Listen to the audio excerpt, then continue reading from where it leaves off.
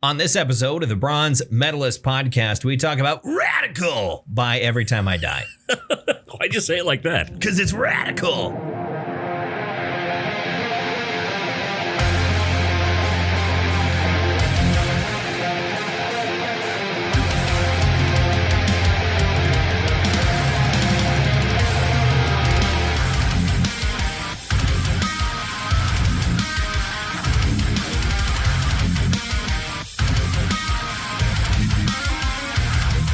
Hi, everyone. Welcome to another episode of the Bronze Medalist podcast. I'm Kale. I'm OJ. We're your two rad DJs. Radical tubular, dude. Whoa.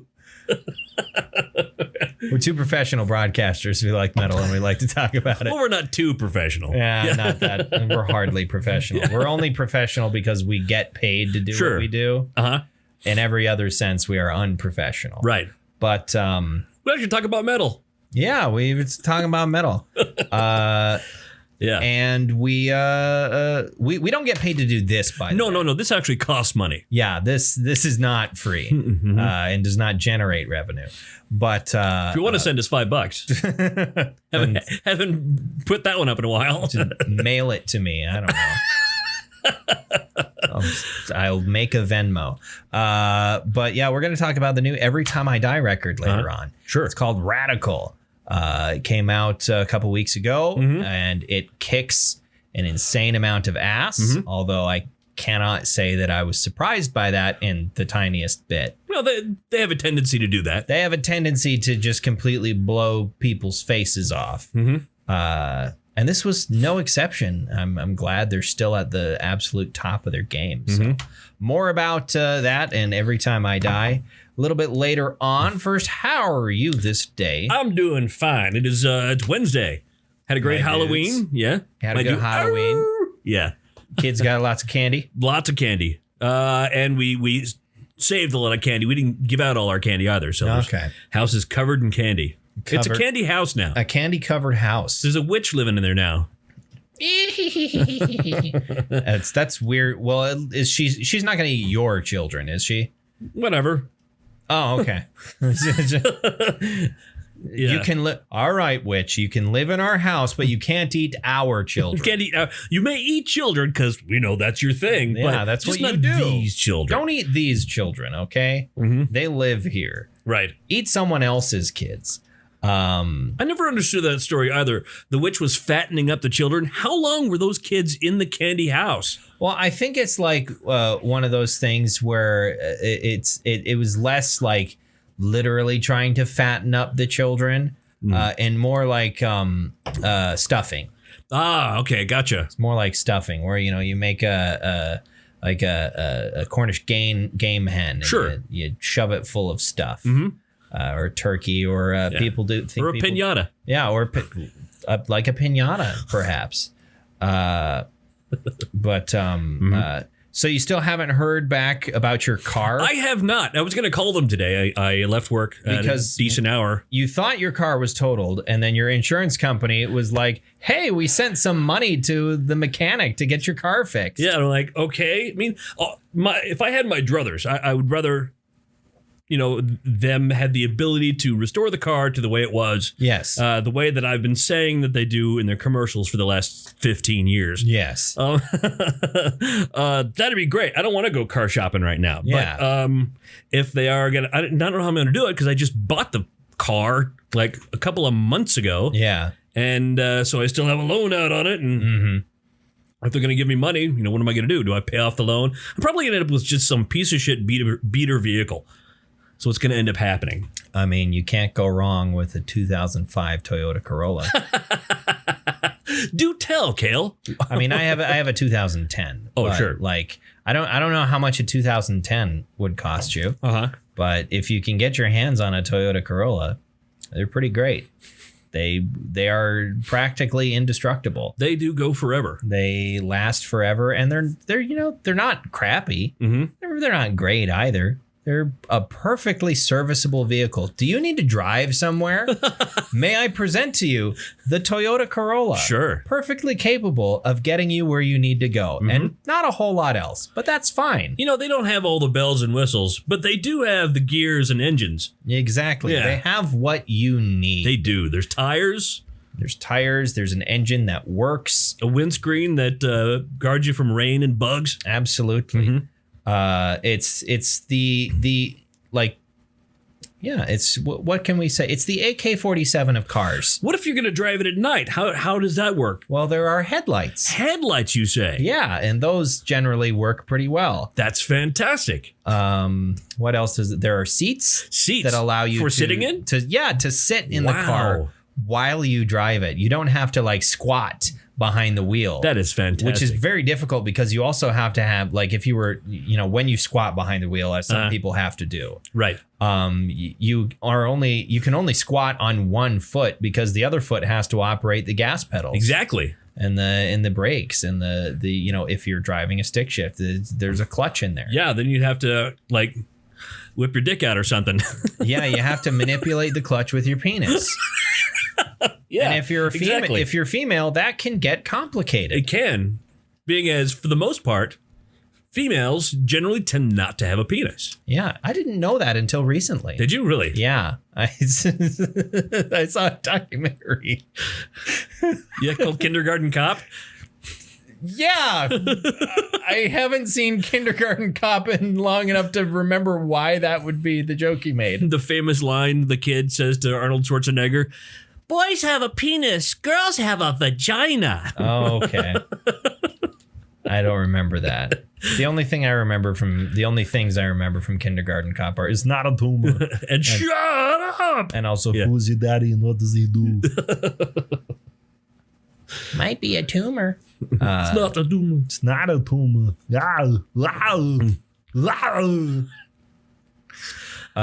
Anyway. I've been playing. I'm continuing my Gears of War playthrough. Yeah. I got to Gears of War Judgment, which is the black sheep of the family, as it were, because it's people tend to forget it exists because it was kind of mediocre. Like, it's not a bad game, but it's also really frustrating at times because you can tell how desperate they were to pad out the runtime of the campaign. Oh.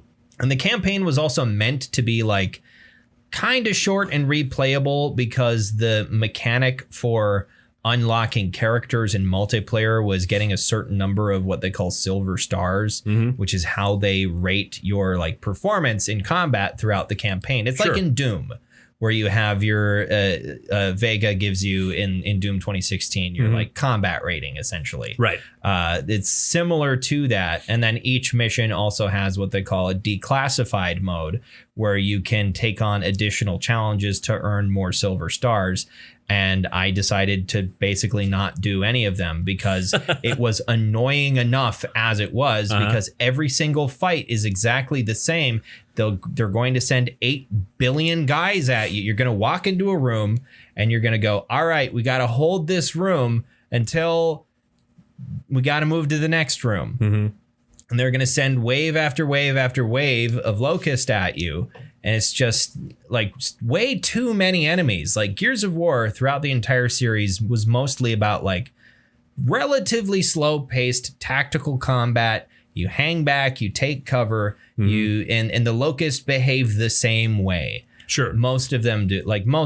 They have certain units that have shotguns, and they'll run up at you and try to hit you with their shotguns. So it's a grasshopper with a shotgun. Yes, it's a grasshopper. And they're like mutant reptile people. They're called locusts because there's a lot of them in a swarm and they destroy stuff. So then an actual locust. It's metaphorical. So those are pretty small. Yeah. If I get attacked by like 100 locusts, I'm probably going to win. Yeah. Well, it's not. If you want that experience, you can play Earth Defense Force. Sure. But no, they send like a lot of guys at you.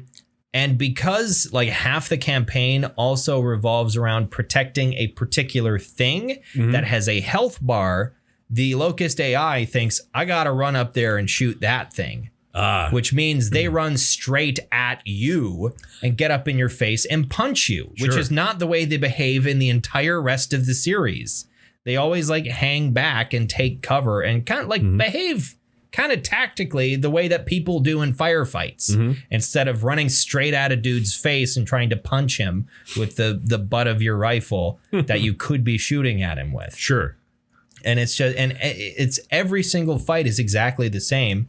And there's like special enemy types, and the way that they change up, like, oh, how's this fight going to be different? We're going to have 5 Cantus instead of 1. And like those are a particularly annoying enemy because those are the one type that do hang back because they don't want to get shot, and they sit back there fucking screaming into the sky and reviving people that you down. And then every time they scream, they also summon what are called tickers, which basically imagine a really fucked up, extremely fat praying mantis with a bomb strapped to its back. Yeah. That's a ticker. They're like living mobile landmines that run up to your face and explode. And every time they scream, they summon 2 of the fuckers. So if there's 4 of them on the God, it's like and especially in the last half of the campaign, they threw 15 of my least favorite enemy type into every single fight. Wow. And it's just, it's weird because the game is basically just Gears of War 3 with a couple things tweaked. And I love Gears of War 3. That's one of my favorite games in the series. It probably is my favorite game in the series is Gears of War 3. Is it most people's favorite game in the series? I would say so. Yeah. A lot of people are very fond of Gears of War 2, but I'm not like, I like Gears of War 2 quite a bit, but it's so slow. Oh, like the original Gears, you move pretty fast, and things are a little bit more fast paced.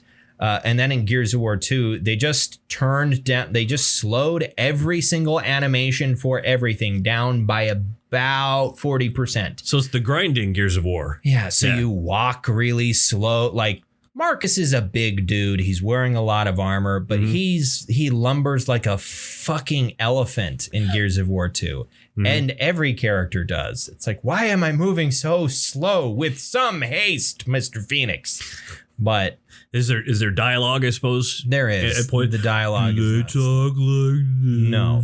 The dialogue is one of the other things that I don't like about Gears of War Judgment because it's a spin-off game featuring 2 characters that were in the first 3 that are known for being the funniest characters in the series. They have witty banter, and one of them's extremely sarcastic, and they're both funny. And neither of them have anything interesting or funny to say throughout the entire game. That's a bummer. Every conversation is like 2 lines of dialogue, and then it's over with. And it's like, no, keep talking. The whole reason this game exists is so Baird could have his own game where he's the star, but he doesn't do any of the things we know the character for. He doesn't do any of the things that got him the spin-off game in the first place. He's not, being a lovable dickhead the whole time. He's just kind of being a slightly annoyed version of a normal like lieutenant. And then you have Augustus Cole, who's Baird's buddy, and he's like a former like pro athlete who's like really bombastic and fun and funny. He's like the heart of the group, any group that he's in. He's always the one that keeps a smile on everybody's faces and keeps people moving. He doesn't say a single funny fucking thing the whole game.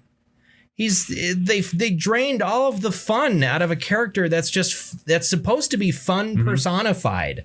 But no.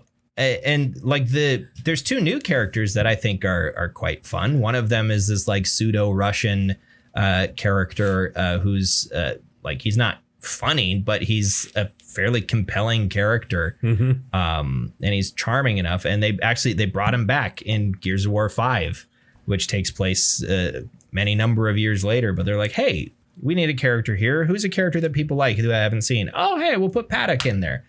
So I'm excited to see him because I haven't played Gears of War 5, but I've never played Gears of War 5. You've never played a Gears of War? No, I have not.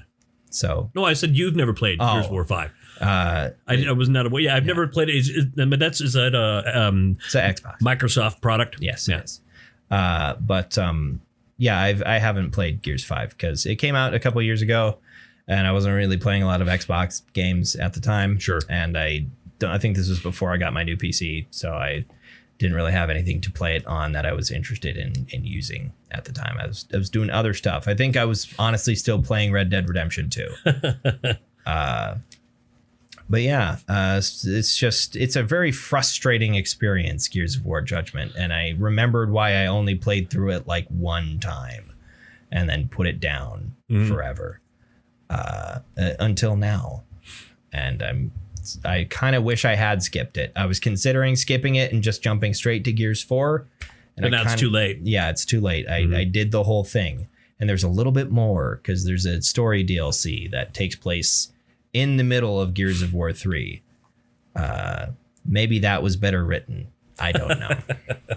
But everything about the game just does it slightly in the way that I don't like it. Sure. It's just ever so slightly wrong in every aspect. They also changed the control scheme. Really? A little bit. Like in every other Gears of War game, you have 4 weapons, and they're mapped to the D-pad, up, down, left, right. Right. Left and right are your primary weapons, and then up is grenades, down is pistol. Mm-hmm. And then in Gears of War Judgment, they're like, but what if you only had your two weapons, and you're going to press Y to switch between them like in other shooters, and then grenade is left bumper? What if that? And so now, like you don't have a backup gun, essentially. If you want to pick up a pistol, then you have to sacrifice being able to carry like a shotgun with you. Sure. Which is not the way it works in the entire rest of the fucking series. It was just exasperating. Sure. Frustrating.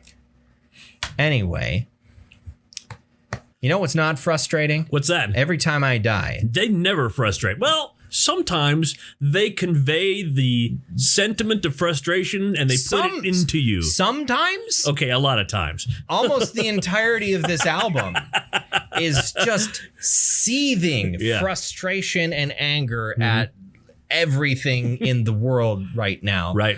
I think... And it even gets topical a bit. I think Keith needs a hug. Yeah. So if you don't know anything about Every Time I Die, they are an American metalcore band from Buffalo, New York, that were founded, I believe, in 1997. I'm about to look it up here, but if I remember correctly, that is. If I remember correctly, then that is correct. If you remember. But yeah, they're from Buffalo, New York. They've been doing their thing for quite some time. They're basically a mainstay on the Warped Tour for basically from the early 2000s up until Warped Tour was over with. I think they were the last band to play. I think they made something like somewhere between 8 and 10 appearances at Warped Tour, as in whole summer taking part in the entire tour. 8 to 10 years essentially. They would maybe have a gap year here and there, but yeah, it was 1998. I was mistaken. I think 97 was Dillinger Escape Plan. Sure, they're very much their contemporaries for quite a bit of their career so far.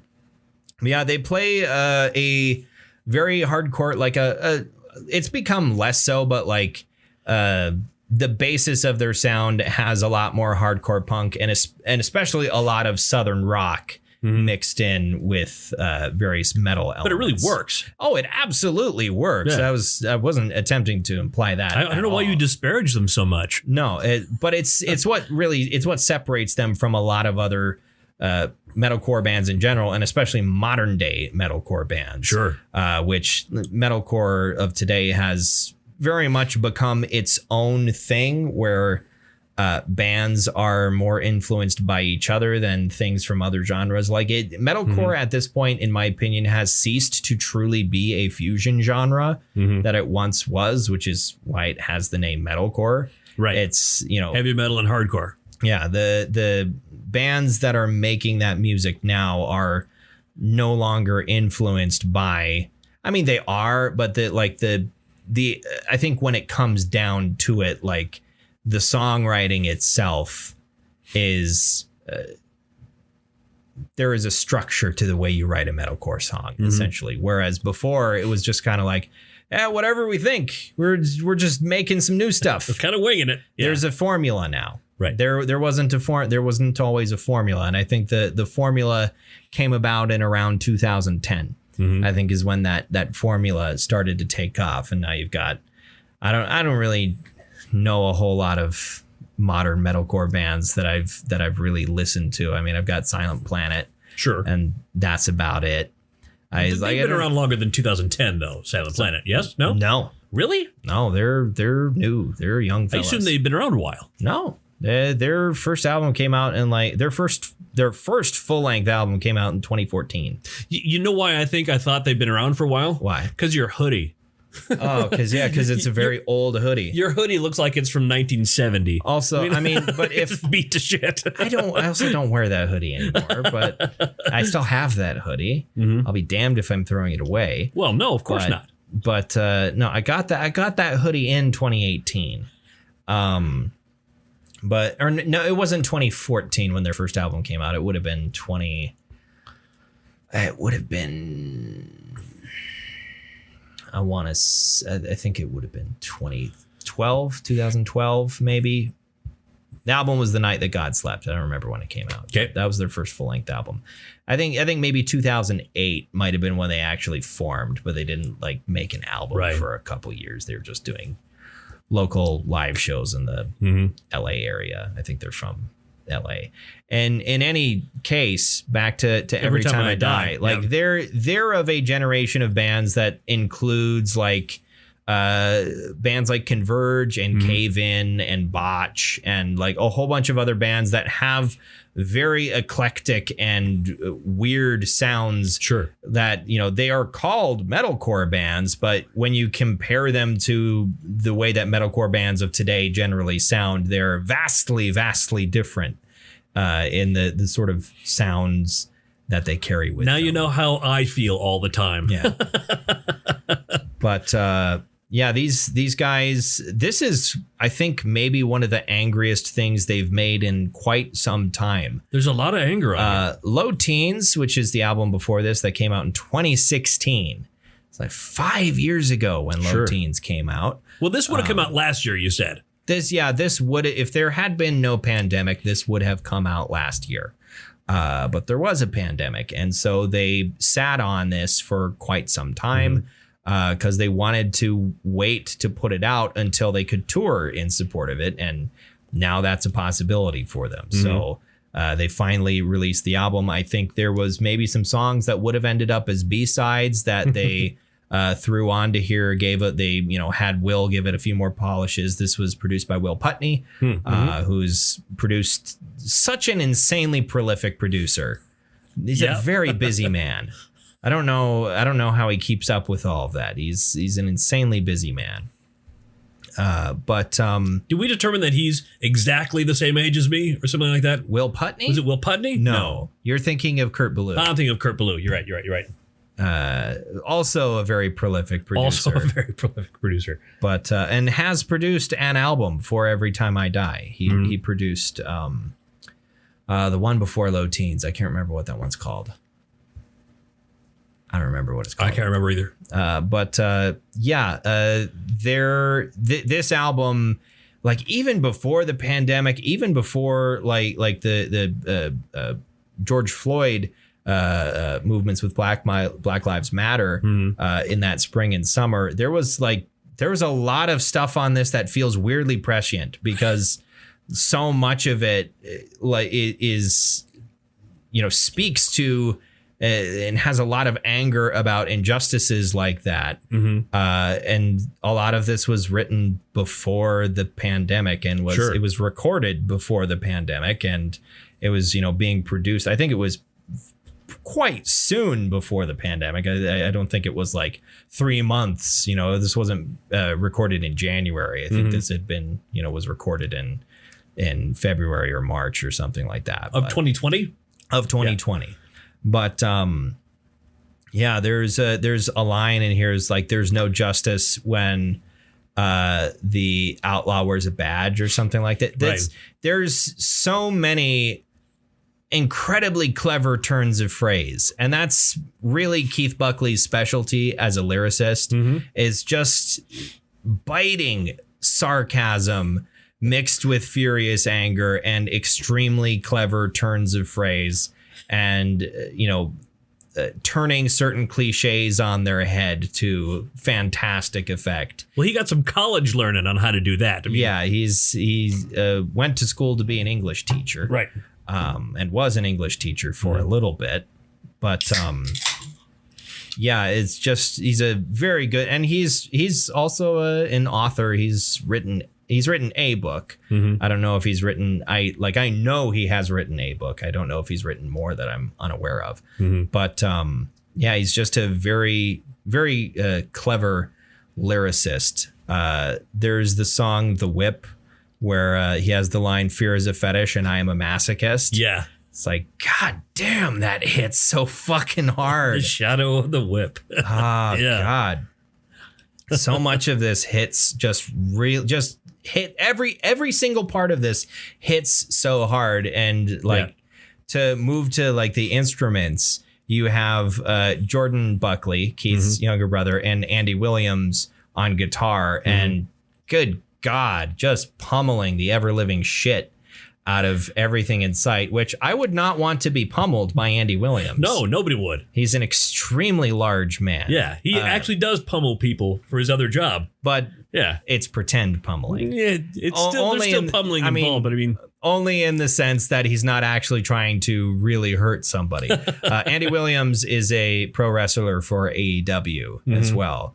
And his character is called the Butcher, I believe. You know, it's funny. He grew up to be what dumb kids want to grow up to be. But, you know, I'm gonna grow up. I'm gonna be a wrestler. I'm gonna be a rock musician. No, you're not. Shut up, kid. I get to do both. He gets to do both of those things. He's a pro wrestler that's the lead guitarist of a metal band. Yeah. Andy Williams is out there living his best life. He is living his best life. And I'm happy for him. And his mustache. Things have been a bit less fun in Keith Buckley land, though. Sure. It was back in January he announced he was separating from his wife. And then a couple years before that, he and Jordan, their younger sister, passed away. Right. She had Rhett Syndrome, which is something I did not know about until I looked it up while I was like trying to understand. There's a particular song on here called "The Thing with Feathers." Yep. Which is one of the few moments in the entire album where things slow down and stop hitting you in the face. Just and it's the song that tore my soul from my body. It is just heart-wrenching. Because we're coming up on here in 11 days, it'll be the anniversary of the passing of my baby brother. So and it's just absolutely heart-wrenching, the song. Yeah. And it's the line that I was trying to understand a little bit is the opening. One of the opening might have been the first line. I think we're done here. No. No conversation, just telepathic communication. People with Rett syndrome. First of all, Rett syndrome generally only affects girls, because it is a problem with the X chromosome. It can happen with boys, but they usually don't make it out of the hospital after they're born. Sure. Whereas girls can sometimes live into their 30s, 40s, early 50s. But it causes some significant problems with communication. I don't know if there's any specific cognitive impairment that's associated with it, but pretty severe communication issues are associated with it. It's considered in certain ways to have a similar end result to certain parts of the autism spectrum, but it's much different in function. Right. And it's a different thing. The root cause of it is much different, but the end result can seem superficially similar. It's also, there's a fair degree of motor impairment associated with it. A lot of people with Rett syndrome will be in wheelchairs. But she had passed away in 2017. And Thing with Feathers is just Oh my God. And the music video is so great as well. Right. It's them, they're performing on a rooftop in LA. And then right as they're about to start, Keith sees a feather that floats past him, and he just decides to go chase it all across Los Angeles and up into the hills when he finally catches it and appears back on the rooftop. And it's just, there's this level of symbolism that to it that I don't know. I don't truly fully understand, but there's just something beautiful about it and fitting about it, and also just heart-wrenching and gut-wrenching about it. Right. He's implying in the song that his sister is now a thing with feathers. Yes. Yeah. If you don't know the poem, Hope is the Thing with Feathers. Right. Or that might be a whole book, actually. I don't know if Hope is a thing with feathers? Yeah, Hope is a Thing with Feathers. I can't remember who wrote that, but that's what the reference is to. That song also includes a guest feature by a guy, I believe his name is Andy Hull. I can't remember what band he is from, but he provides some clean vocals on that. The song before that, All This in War, features Josh Scogin, who used to be the vocalist for Norma Jean, which is a band that's pretty frequently associated with Every Time I Die. And then was also the vocalist for a band called The Chariot for a couple of albums. And now is the vocalist for a band called 68. Yeah, there's not, I'm trying to think, there hasn't been a ton of guest features on ETID albums that I can remember. I'm probably just not thinking of them. The main one that comes to mind is in Low Teens, where Brendan Urie's on a song from Panic at the Disco. Brendan Urie's on one of their songs. Which my teenage used to be a big fan of, but not anymore. Moved on from Panic at the Disco? Yeah, because apparently Brandon Urie is a terrible person. Oh.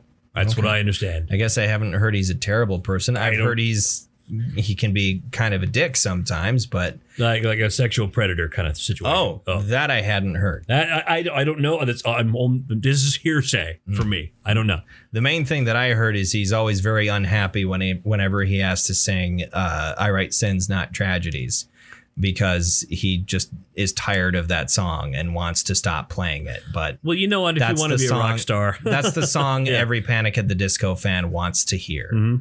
It was a comment I was reading on a video where it was a girl talking about like famous fake Tumblr stories, essentially, like shit that people made up and posted. And one of them was about like people being stopped from singing in Hot Topic or something like that. And someone's like, to be fair, though, that story might be fake, but we were told not to play certain songs at Panic at the Disco because kids would go fucking bonkers. Really? And be just little monsters. Like, we cannot play I Write Sins, Not Tragedies because kids they're going to do some cringy shit that will be incredibly difficult for everyone else to have to see. What if they just throw the kids out? Because it's Hot Topic But haven't they ever heard of closing the goddamn door? Ah! How dare you?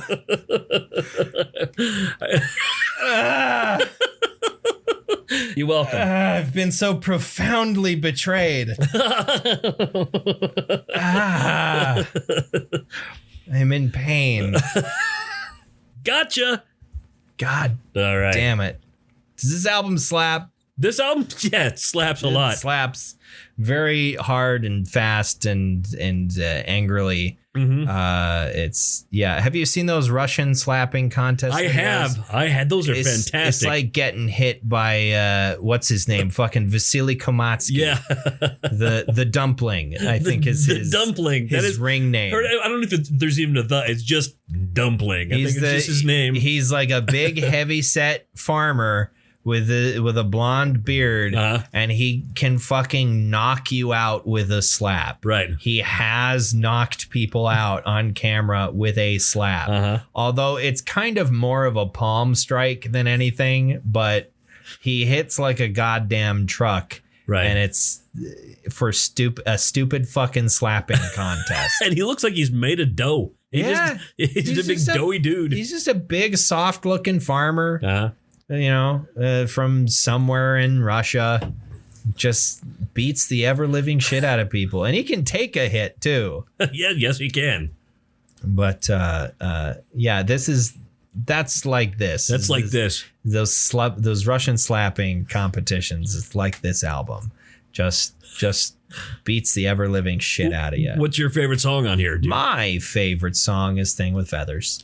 Yeah. Surprise, surprise. The sad one's my favorite one. And I'm gonna meet you here, but Yeah. I'm gonna say I really, really like the song "The Whip." I really like the song. The Whip is great. Post Boredom. I really love that song. Post Boredom is also is fantastic. Yeah. There's also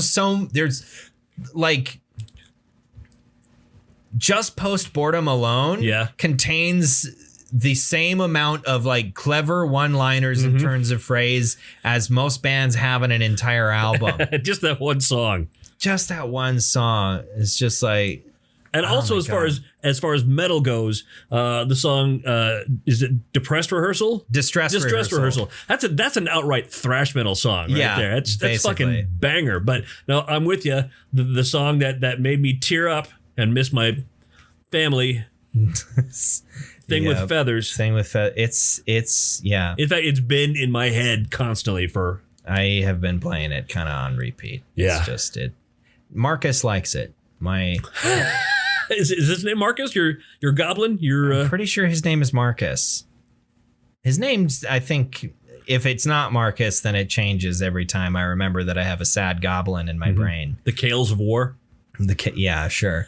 But yeah, I'm trying to think of the first line of Post Boredom is just like, I've done a terrible thing. Why didn't someone stop me? Or something like that. There's also, I think, in the song AWOL, which is like, I owe myself an apology. I hope that I mean it. Just so great. God, it's so good. It's so good. Also, the other thing going on in Keith Buckley land is that he's been sober for like 8 months. Really? Because that was something like, he used to like drink very heavily and smoke. And then around 2014, I think he decided to quit smoking. And it was around that time like that weed. he decided to quit smoking cigarettes. Yeah. But like, I don't see Keith as a weed guy. He's a little too angry and lively, in my opinion, to really be a weed guy. Not that you cannot be a lively, angry person while smoking marijuana. Most of the guys that I've known that have been angry pot smokers are serious fucking sociopaths. So, yeah. But like, he quit smoking and he tried to quit drinking around then. And he was just like, I don't like being sober. I'm going to go back to drinking. And then I don't know if it was, maybe surrounded with by the situation from separating from his wife, or it was just something separate that he decided to do. But he decided to get sober, and he's apparently enjoying himself now having done that. Because like the way he used to write lyrics was get incoherently drunk and have a notebook with him and just write down whatever and then wake up in the morning and see what was on the paper, which is, I feel like that's a very Stephen King way of doing it. Yeah. Which for a large portion of their career, hey, got results, but sure, that's not sustainable when you're a man who has children. Right. As Keith Buckley does. He has a child. You cannot do that sort of thing when you have people who rely on you anymore. But just get extremely drunk and see what creative things happen. It's like, you're not being a creative. You're being a psychopath. Stop. Yeah. Anyway. What medal are you bestowing upon this? Like Maz Kanata to Chewbacca at the end of the 2019 film Star Wars The Rise of Skywalker. That's the name of it. I couldn't remember it. Because that's what happens when you love a movie so much. Sure, you can't remember the title of it. The Wrath of Skywalker was so was so great. Such a okay. I give this a gold. This definitely gets a gold. It's a girl. Yeah. It's a girl. It's a girl. It's a girl. For me. Pretty Get good. all that girl down there in the ground in them hills. There's gold in them hills. There's gold in these hills. And the hills are radical by Every Time I Die. And you should take your pickaxe and your pan and head on over to them hills. Sure. And go a-looking for it, because I think you'll have a good time. I'm going to go, when this podcast comes out, I'm going to clip that little piece out, and I'm going to use it for something. I think you'll have a good time. All right. whatever you want to do. Because that was gold. It was gold. Yeah. So what are you bringing? What are you bringing next week? Next week, we're going to go back to, I can't remember, is it 1989 or 1990, somewhere in that period. There was an English thrash metal band called Sabbath. The album History of a Time to Come. I'm sorry. I know. There's a certain spelling. It sounds like it would be the title of like a really weird Douglas Adams book. Like instead of because it's Douglas Adams, that's History of the World, right? Or History of the World? No, that's Hitchhiker's Guide to the Galaxy. Well, no, but there's a book called like History of the World or something like that where it's weird and funny, isn't there? By Douglas Adams? Is that a Terry Pratchett thing? That sounds like it could be a Terry Pratchett thing. Give me a second. History of the World Part 1. That's a movie.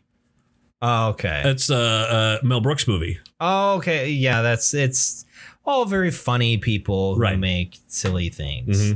You know how it is. Like if I was gonna choose a director to direct like Discworld or something, you'd want it to be somebody like Mel Brooks. I think.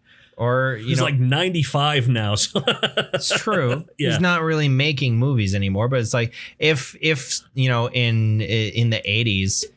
I mean, I don't know when Hitchhiker's Guide to the Galaxy came out. But retroactively, yes, if you could have Mel Brooks do a version of Hitchhiker's Guide to the Galaxy, I think that'd be good. Have you seen the movie they made? I did, but I was like Sam 10. Rockwell? I was like 10, so I didn't understand any of it. You were 10? Yeah. I'm so fucking old. You're an old man. Yeah, I am. But yeah, I didn't really understand any of it other than the whole 42 thing, which everybody, that got that into everybody in the United States' consciousness, which before the movie, I don't think was really a thing for that being in the general it was in my consciousness. Yeah. Because I loved the books. Because you're a nerd. And the video game. Because you're a nerd. Yeah. But it wasn't really a video game. It was a text adventure game on your computer. That counts as a video game. I suppose. That counts. You can see the words. Zork is a video game. Right. Technically speaking. But yeah, okay. History of the World to Come. History of a Time to Come. History of a time. See, again, because I'm thinking it's somebody describing all of the times in which were like all of the best times to have an orgasm. And it's the history of people discovering them, I guess. I don't know. A timeline through the existence of the human race showing when people were like, this would be a great time to have an orgasm. But when you say history of a time to come, you're probably talking about now. Yeah. Now is the history of a time to come. Whoa, dude. You're blowing my fucking mind right now. What if CAT really spelled cat? It does, though. Yeah. Whoa. Anyway, so until we talk about that album next week. With Andy Sneap. Oh, yes, Andy Sneap. What? There was a thing we listened to that he was in. He's produced a lot of shit. Okay, he probably produced it. Yeah. Anyway, follow us on Twitter, on Facebook. And we're there. We post. I promise we're not drunk right now. I've had half of a Pabst Blue Ribbon. I'm just tired. Yeah, I hear you. I'm exhausted too. Yeah. I was really, really tired yesterday. And we're on Twitter, we're on Facebook. And we post episode links there if you want to listen in your browser. Otherwise, we're on your podcast app. from iOS on your device or on the podcast source by Libsyn. Go find it in your Apple. Go find it in your Apple. Yeah. Go find it in the App Store. Like an unlucky kid on Halloween, find it in your Apple. Find it in your like a Apple. razor blade. Because that's actually happened so many times. That's really probably never happened. No.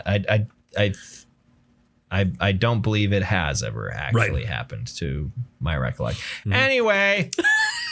All right. Thanks for listening. I'm Kale. I'm OJ. Congratulations.